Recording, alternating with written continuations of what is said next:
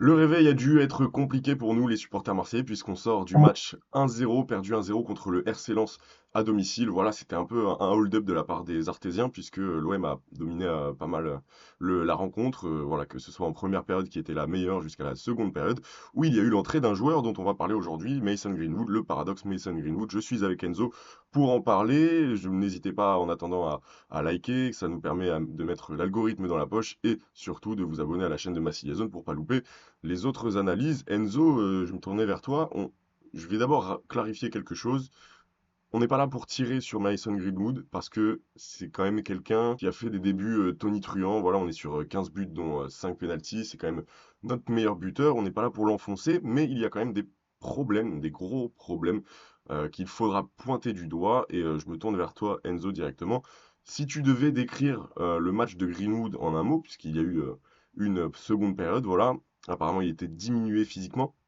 Mais comment tu la décrirais? Parce qu'on a vu quand même pas mal de déchets techniques et c'était assez agaçant. D'ailleurs, il a eu 2 sur 10 c'est dans l'équipe. Donc voilà, je pense que c'est assez mérité. Qu'est-ce que tu dirais, toi, pour décrire le match de Mason?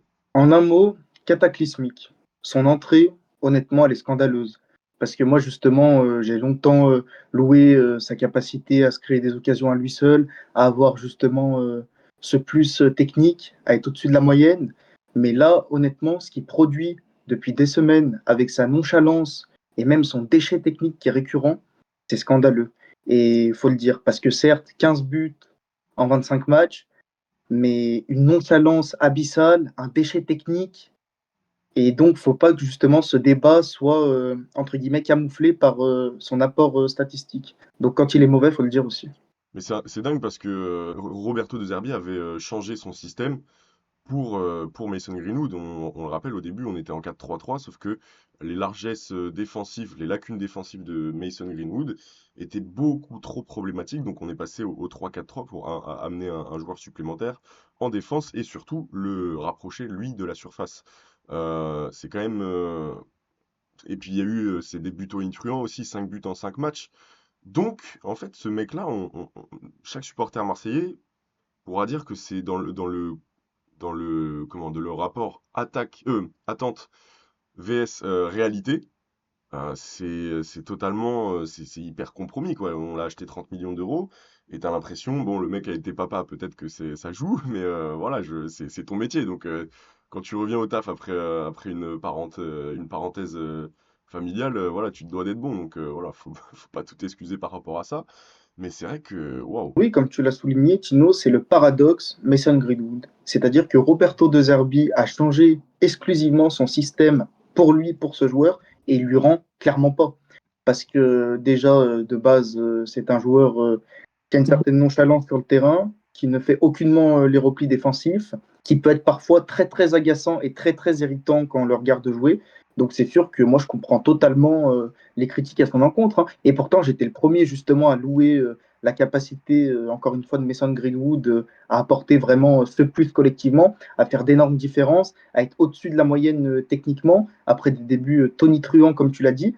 Mais là, force est de constater que depuis des semaines, c'est vraiment compliqué, hein. Et tu peux vraiment avoir le sentiment, en tant que supporter marseillais, d'être floué, hein, avec Mason Greenwood, hein. Je peux le comprendre, hein. Autant avant, j'étais plus dubitatif par rapport aux critiques à son encontre, mais là, je commence à les comprendre, hein. Parce que hier, vu du stade, sa nonchalance, elle est vraiment grave. Ah ouais, c'était si criant que ça, parce que, ouais, Ah on oui, dit oui. nonchalant, individualiste. Ouais, le nombre de déchets techniques, c'était incroyable. On est à 12 pertes de balles, il me semble.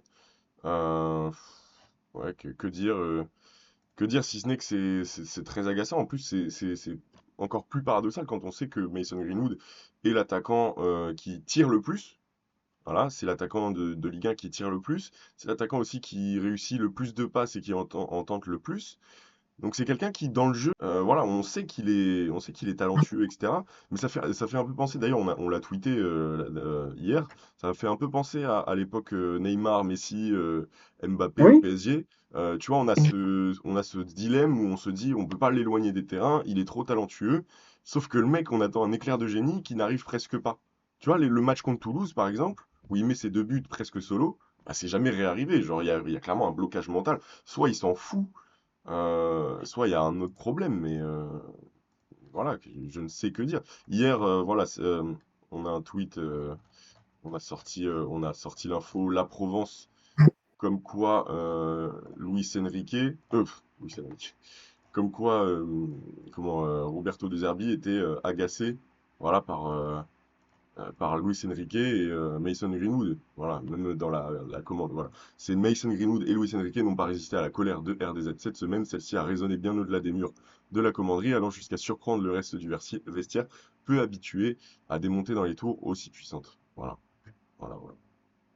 Que dire, Luis Enrique aussi, le comportement hier sur le but. On Ah repassera. oui, C'est pas une vidéo sur Luis Enrique, mais c'est vrai que lui, sur le but, il y a des choses à dire, hein.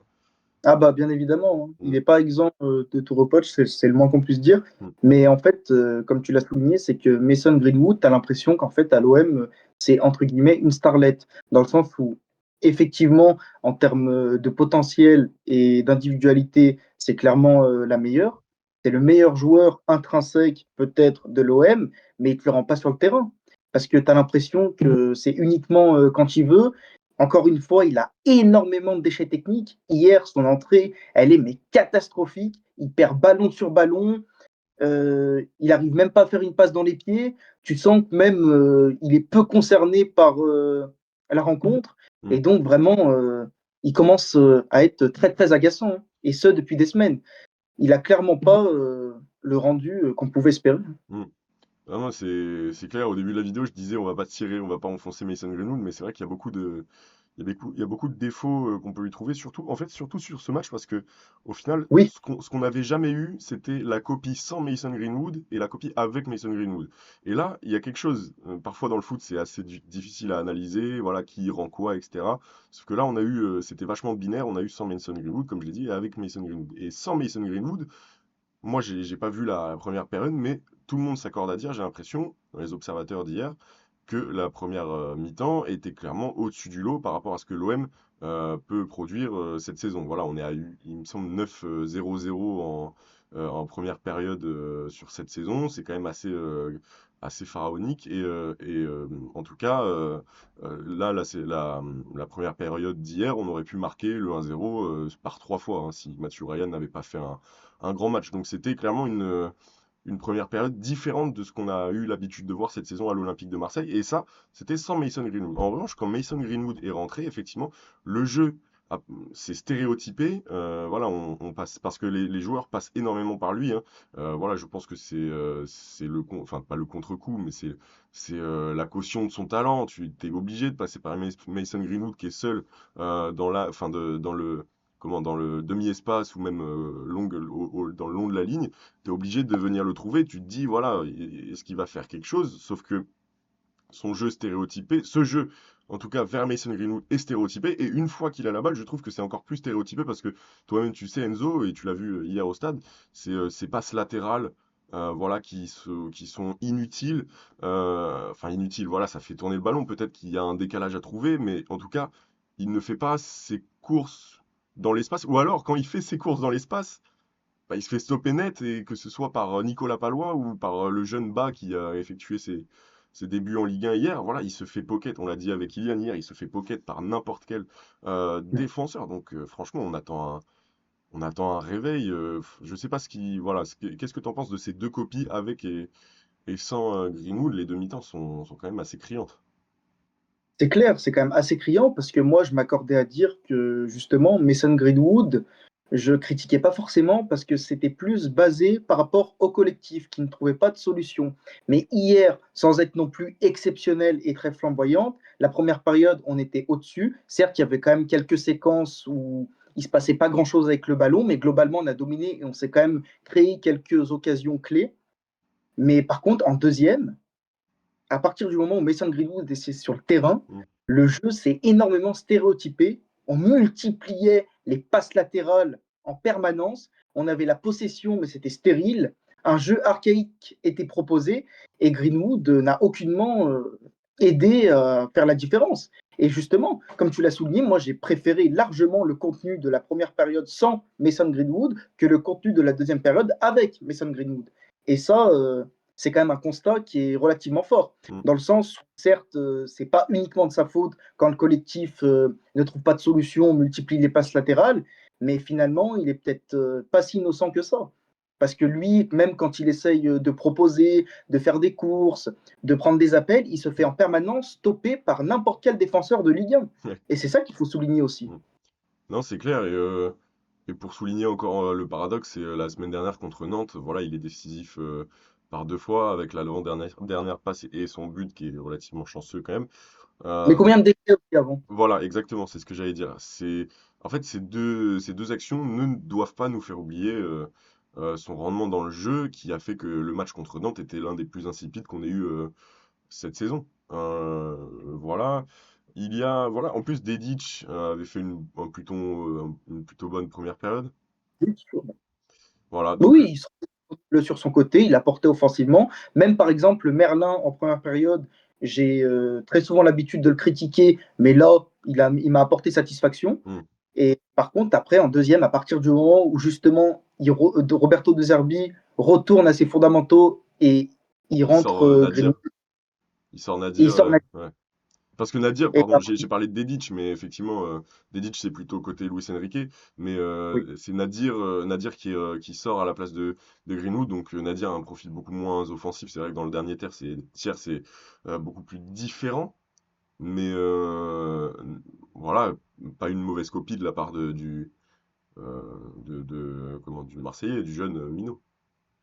Après, Nadir, moi, T'as pas aimé je ne l'ai trop? pas trouvé dans son match. Et en Ok, fait, je trouve que c'est récurrent chez lui. Il a tendance à ralentir le jeu de l'OM. ok, Moi, personnellement, au vu du stade, et même je le suis, on va dire, depuis ses débuts, pour moi, ce ne sera pas un top joueur de Ligue 1. Loin de là. ok. Mais après, ça, c'est mon avis. Ok. C'est vrai qu'il est encore jeune, mais bon, on peut voir. Après, C'est vrai effectivement. qu'il a beaucoup d'axes de progression, à mon avis, par rapport à ça. Mais ça dépend de comment il est utilisé aussi, parce que je pense que dans un système qui lui va mieux, c'est vrai que je demande à voir plus de Nadir. Je trouve contre Le Havre, bah, c'est le match où on l'a le mieux vu. Oui, bien sûr. Il était placé ouais, dans un double pivot avec Højbjerg, c'est ça? Tout à fait, ouais. Ouais, bon, là, c'était pas mal. Je sais pas si on l'a revu après là-dedans, dans ce Euh, registre-là. dans ce registre-là, en entrant peut-être, Ouais, mais un match complet titulaire, comme ça. Ouais. ouais. Ok. Non, et Højbjerg, voilà, j'ai vu passer un tweet voilà, sur Greenwood, on a dit à peu près ce qu'on avait à dire. J'ai vu passer un tweet sur Twitter. Putain, c'est fatigant aujourd'hui. Je suis fatigué. Là, ça m'a fatigué. C'est la J'ai- défaite, ça, hein. Ah non, mais j'ai dormi 10 heures, je voulais même plus pas me réveiller. Non, on essaye de ne pas être conditionné par ces choses-là. En tout cas, c'est important, les amis. Affranchissez-vous du changement émotionnel que tout ça peut provoquer. Mais en tout cas, j'ai vu un tweet de Marwan Belkacem qui parlait du manque de rendement défensif d'Højbjerg. Et même offensivement, hier, c'est ce que je disais à mon frère pendant qu'on regardait le match, euh, tu vois, quand Højbjerg prend la balle et qu'il essaye d'amorcer une attaque ou une phase, enfin vraiment de créer une occasion, tu sens que balle au pied, c'est compliqué. Ça va pas créer quelque chose. Et même défensivement, voilà, je sais pas ce que tu as pensé hier vu du stade de Højbjerg, mais Oui, il après, est un c'est peu vrai. plus fatigué, hein. Oui, oui, c'est clair, mais peut-être aussi il y a une usure physique. Mais Højbjerg, quand il a le ballon, quand il s'agit de casser des lignes par la passe, on va dire que Ça, c'est c'est pas génial. son point fort. Ah Et ouais? c'est pas forcément son rôle non plus Ok. dans l'équipe. Parce que je trouvais Après, que justement, il était bon là-dedans dans la transmission. oui, Plus. c'est vrai, mais hier, il ne l'a pas fait, et ni même Benasser d'ailleurs, hein. Kondogbia l'a plus fait. Kondogbia l'a plus fait, Hmm. effectivement. Mais c'est-à-dire que non, mais hier, de toute manière, globalement, les individualités n'ont pas répondu aux attentes et n'étaient pas au rendez-vous. Mais moi, je tiens quand même à souligner quelque chose, c'est que de base, pour revenir une dernière fois sur le sujet Mason Greenwood, qui était quand même le sujet principal de la vidéo, euh, je n'aime pas lorsqu'un entraîneur ou un coach change son système et son dispositif uniquement pour un entraîneur, Pour un joueur. pour un joueur. Hmm. C'est-à-dire que, à part quand Guardiola le fait pour Messi, mais c'est Messi. Mais Mason Greenwood n'est aucunement Lionel Messi. Donc, c'est-à-dire que De Zerbi a changé son système pour lui, s'est réinventé pour lui, avec un rendement aussi peu productif Et ce qu'on voit sur le terrain depuis des semaines, honnêtement, c'est scandaleux. Mm. Franchement, tu as tout dit. Voilà, faudrait pas que ce soit l'Olympique de Greenwood. Encore plus Oui, voilà. quand le joueur n'a pas forcément. Enfin, je sais pas s'il s'en fout du club, s'il pense que c'est qu'un club tremplin, mais je ne le sens pas très concerné. En tout cas, voilà. Peut-être que je me Mais ça trompe. a toujours été un joueur comme ça, Mason Greenwood, Ouais. c'est-à-dire qu'il peut être nonchalant, peu concerné, multiplier les déchets dans Mais les est-ce qu'il aime le transmissions. football, lui, en fait? Bah, C'est ça la question. honnêtement, de ce que je vois, de ce que j'ai vu du joueur depuis que je suis ce sport, je pense que c'est son métier, certes, mais c'est pas un fervent, on va dire, amateur de football et Ok. de travail. Ça fait toute la diff, t'as raison. Regarde, C'est pas quelqu'un Gourcuff passionné. n'aimait pas forcément le foot. Oui, je Ni pense, ouais. Nolan Roux. Mais c'est différent. Mais en tout cas, ouais, C'est merci Enzo. C'était sympa de parler de Mason Greenwood. Je vous invite à vous abonner, à partager la vidéo, à liker, comme d'hab, c'est ce que je dis. Ça me met l'algorithme dans la poche. Évidemment, sur Insta, sur TikTok, sur Twitter, sur YouTube, nous sommes présents. Nous sommes le média le plus complet sur l'Olympique de Marseille, comme je le dis humblement. Comme j'ai dit, c'était sympa de parler des défauts de Mason Greenwood. J'espère qu'on l'a pas trop enfoncé à votre goût. Voilà, on aimerait beaucoup plus d'éclairs de génie de ce mec. Voilà, tant qu'on l'a, ce serait sympa de profiter de son talent. Merci Enzo. Je te dis à bientôt. À la semaine prochaine pour Paris-Marseille. On aimerait bien que ce match n'existe pas. clair, ça va être compliqué. Et du coup, bah, j'ai plus qu'à vous dire ciao. Allez l'OM. Merci Enzo.